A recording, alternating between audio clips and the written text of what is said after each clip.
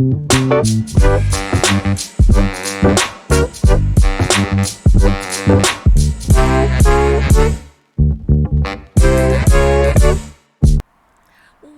up, kittens?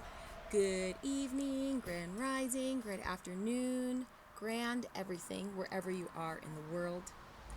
I am back with another video to talk about a few things that I want to share. I'm going to start off with principle in Miracles number 24 states, "You have to remember to ask me to take charge of all minutia, and they will be taken care of so well and so quickly that you cannot get bogged down in them. The only remaining problem is that you will be unwilling to ask because you are afraid not to be bogged down. Do not let this hold you back. If you will ask, I will arrange these things even if you're not too enthusiastic. I am not intruding on your will, but I am trying to free it." There have been many times in my life, in my previous timelines, where I was convinced I was running the show, acting very much in the energy of, I thought this was like a funny pop culture reference that came to mind when I was writing out like what I wanted to share today. Violet from Willy Wonka. She's the girl that ends up turning into a giant blueberry. And my ego, much like Violet's body, would become swollen and too big for the room and essentially just like needed to be checked. Not because I was attempting to manifest, rather because the intention and practice of the manifestation was from a scarcity mindset and complete secular desires of, I need this, I want this, it must happen right now. Rather than trusting the process of source, I would do whatever I wanted to get whatever I wanted. Until I understood the math equation, which includes surrendering my 3D desires to get it right now, that would narrow my focus and turn away from source. At this very moment, I am like literally, this is what I've been working through these last couple of days, in a very, in my mind's eye, processing and working through these different opportunities to be the person who I say I am. I'm being provided these opportunities so that I'm being asked, am I going to revert back to these previous behaviors of trying to force what it is that I think that I want and I think that I need right here, right now?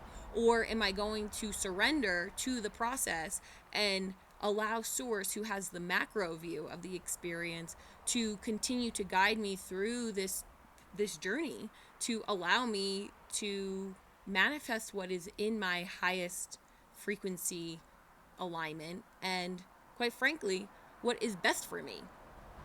I only know as much as I know now, and it is allowing me to be obedient to the experiences to support this continued spiritual ascension and become grounded into not what it is that I want, rather grounded into what Source has planned for me to support me on this journey to complete alignment with my highest self and my divine purpose.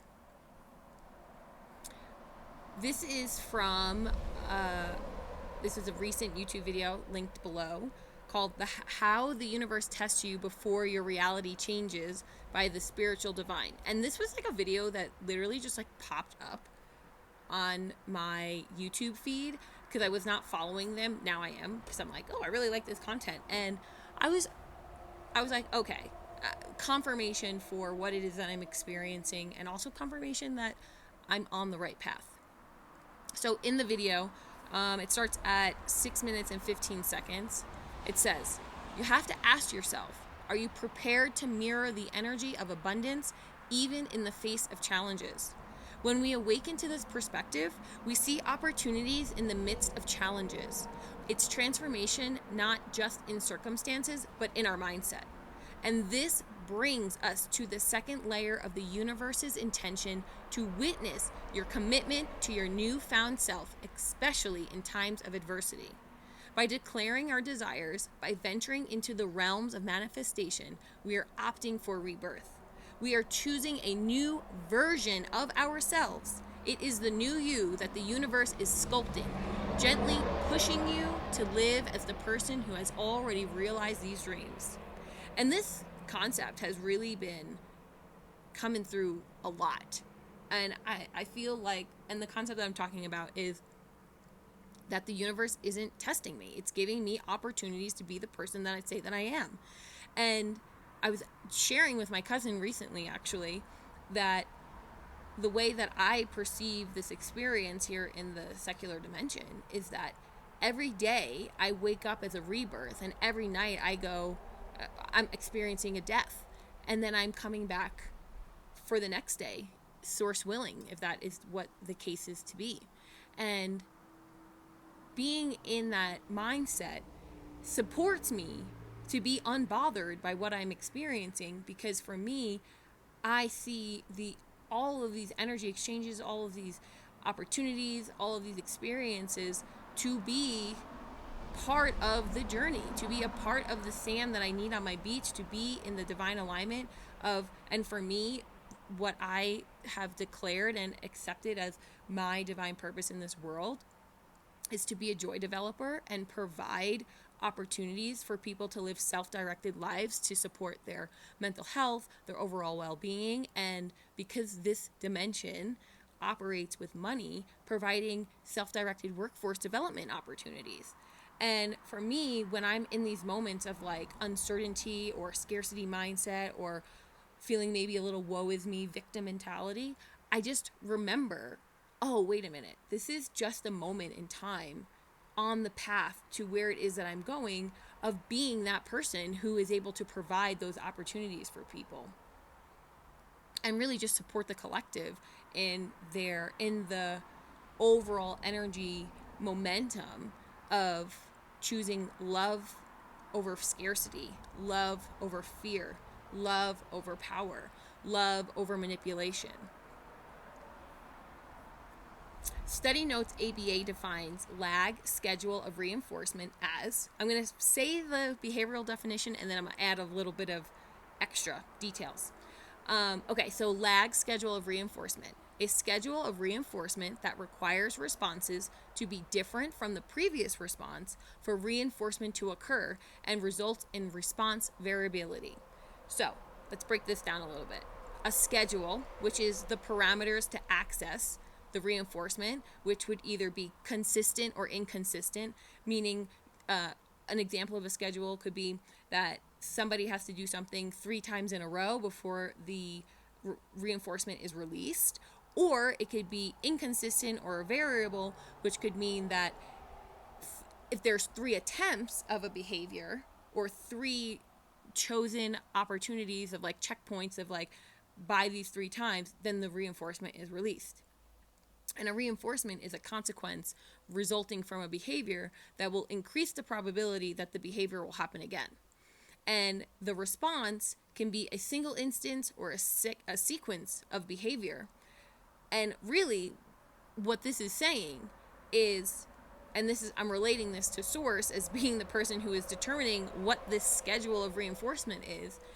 Until I change my behavior, until I change my mindset, until I change what I am experiencing in the way that I'm processing the 3D, the reinforcement will that will most likely not change. It will not necessarily be something different because I haven't done anything different to unlock this reinforcement, or in this case, the manifestation that I'm desiring. And I thought it was really interesting when I was rereading this definition, because I was thinking like, wow, it really actually motivated me and gave me inspiration to continue to be in the position to continue to allow myself to have a growth mindset and embrace the growth mindset, because it is through that, in my opinion, that I am able to then choose differently, have a different response, have that moment that I can say, I need a pause before I respond in order to be able to do something, react from, have the feelings of that person that is the future self me manifestation of being someone who is able to be a joy developer, create workforce development opportunities for people. Like having that as a very clear picture of, this is where I'm trying to go, this is where I'm going, this is where I am already of quantum possibilities, allowing this journey to lead me to that. and making sure that I am checking in consistently and being unbothered by what I am seeing in the 3D, because again, the 3D is a lag of previous me's choices, feelings, reactions, decisions, intentions. A Course in Miracles says, do not get bogged down in distraction if they arise now. They are reflections of old learning patterns and arise because you do not like what I have said about leaving the minutia to me. For me, having a new mindset is having a new behavior to produce new results in all multidimensional aspects of my life. I'm grateful to have this divine awareness of what is going on because it allows me to surrender and not be in a resistance, even if there is some friction that I'm experiencing. Okay, the next part is going to be a little bit longer because I scribed from a podcast with Joe Dispenza, and sometimes when I'm listening to his work, I'm just like, oh my gosh, there's just like so much good stuff. And it's like, no, I'm not trying to make this be 7 hours. So I'm going to read a part of this well, I guess it was like a conversation / lecture. I feel like it was a recording of something, so I feel like there was more opportunities for people to like converse, so it's a little bit less didactic and more interactive. So here we go. On the M.E.G.A podcast, Joe Dispenza explains the energetic impact of meditation as a tool to disconnect from the secular world, a beta state, a highly aroused state, to enter into the quantum field, the alpha state, the inner world of unknown possibilities, and how during meditation, brainwaves from the front and back of the brain become coherent or in sync and directs the synchronization of energy into the heart that results in a feeling of wholeness and love. I mean, heart eye emoji. Here we go. This is now Joe Dispenza talking. If you start taking your attention off your body, then would you agree that you would become a nobody? Yes or no? And if you took your attention off of all the people in your life that you have to take care of and make sure everything is in place, and all those people that have created your identity, that the moment you take your attention off of those people in your life, you become no one? Yes or no? And if you're not thinking about the things you own and all the objects, your computer, your cell phone, then all of a sudden you're in nothing. Yes or no? And if you take your attention off of the place you have to go or the place you are sitting, and you get so lost in your inner world that there is no longer an outer world, then you're in nowhere. Yes or no? And if you're not thinking about the predictable future or the familiar past, and you're in the generous present moment, then you are in no time. Are you still with me? That means then you are no longer your face, you are no longer your pain, you're no longer your job, you're no longer your gender, you're no longer your diet, you're no longer your profession, you're no longer a mother, you're no longer a father, you're no longer a kid, you're no longer your culture, you're no longer your skin color, you're no longer your name. You are nobody, no one, no thing, nowhere, in no time. And in that moment, you are walking into the door of the quantum field. You are passing through the eye of the needle. Preach. That's how I feel when I listen to Joe Dispenza. I mean, my mind just becomes so unlocked by that as a consideration. No time, nobody, nowhere, no thing, just being in the present moment. I've become more proficient in being unbothered by the secular world. The reflections are illusions of a version of me from the past. As I was experiencing a defining moment in my spiritual awakening in 2022, I remember being given the choice to either be past me and be a victim, or embrace the unknown, align with source, and be a victor.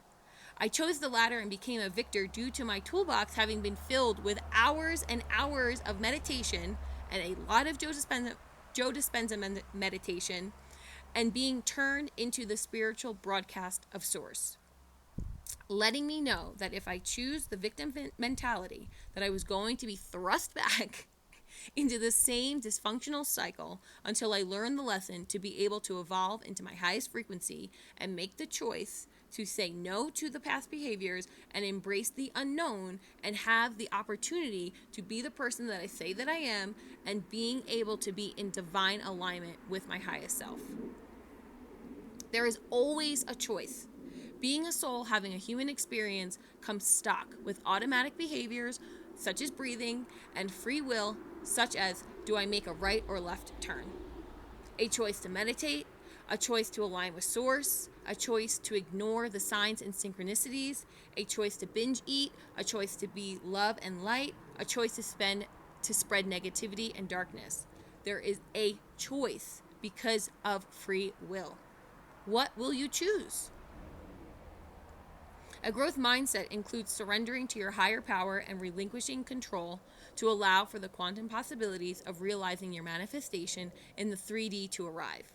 The growth mindset part is being open, flexible, and willing to accept the journey of a desired outcome that can surprise you, that can wow you, that can be an option that requires supernatural intervention. A miracle. And if anyone here knows anything about the culture of the Grateful Dead, this sign means I need a miracle, because people would come to the shows even if they didn't have a ticket. And I experienced this recently, several times throughout the year when my brother and I went to different Dead & Co shows, that people would be, I need a miracle, I need a miracle. And it was so fun to both hear from people who was a receiver of the miracle, and also to hear from people who were able to give the ticket and be the giver of the miracle. It's just like fills me up with so much joy. Okay, meditation is a tool to use to disconnect from the past, disconnect from the future, and embrace the moment of now, where there are no conditions, no histories, no expectations. It is simply being here now. Growing up, my grandmother would share this story with me. She was on a whitewater rafting date. Typical protocol before getting on the raft is a safety briefing, and in particular, the advice given if anyone was to find themselves outside of the raft was to roll on their back and enjoy the ride, because eventually they would end up at the end of the river. Her date, however, did not heed this advice, and much like Violet, much like my former self, wanted to override the guidance and do what he wanted to do. My grandmother, who listened to the directions, made it safely down the end of the river, and her date, he did make it down to the end of the river. However, his bodysuit showed a different experience, a different journey that involved some abrasions, to represent that he did not listen to the advice to just float on down. Rather, he took the option of trying to force it to be his way. No matter what the destination, the end of the river will manifest. It's how one handles the opportunity to be who they say they are, handle the opportunities of growth, handle the opportunities of choice, whether to listen to themselves or be guided by divine directions. The choice is yours. Are you listening? Are you in tune with your highest power? Are you recognizing that there is areas of growth that you are desiring to have? What committed action steps can you take today to be unbothered and be in alignment with your highest power? What is it that you want to bring to this universe to spread love and light? What is it that you want to do to bring joy? What is it? What are the choices that you are faced with right now, right here, that you have been trying to decide? Do I go left or do I go right? Take the time to go inward. Use meditation. And this is a high suggestion that highly suggested committed action step. Meditate. Allow yourself to just be still inside of your bodysuit. Because at the end of the day, these bodysuits are just a vessel that are getting us around in this three dimension, in this secular world. It is the portal in which our soul is able to navigate through all these different things to be awakened and remember that we are all one, that we are just fragments of a larger source, being, universe, whatever it is that resonates with you, whatever language that you speak, that we're all one. So I leave you with this. The choice is yours. Are you listening? Ring, ring. It's Source wanting to check in with you. With that, everyone, this has been fun. It's been a quick one, which I'm okay with. I wish you a grand rising, a grand evening, a grand afternoon, wherever you are in the world. And I look forward to checking in with you tomorrow. Blessings and abundance, love and light always. Have a great one.